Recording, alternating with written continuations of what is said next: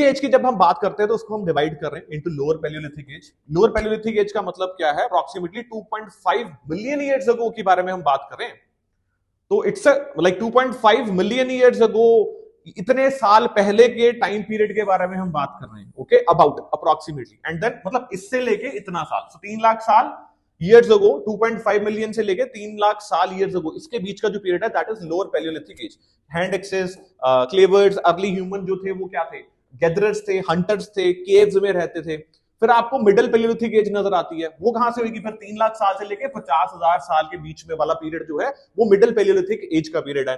यहां पर जो टूल्स थे, स्टोन टूल्स थे, वो ज्यादा रिफाइंड हो गए थे, हंटिंग टेक्निक ज्यादा इंप्रूव हो गई थी, अब प्रिसीजन के साथ वो हंट करते थे। फिर उसके बाद आ जाती है मेसोलिथिक एज। मेसोलिथिक एज में 12,000 साल से 8,000 साल के बीच की जो एज है that is Mesolithic as. Is that clear? So it is like rock art, burial practices यहां पर शुरू हो गए थे, रॉक आर्ट आपको देखने को मिल गई थी, सोशल एंड रिचुअल एक्टिविटीज हमें यहां पर नजर आ रही थी।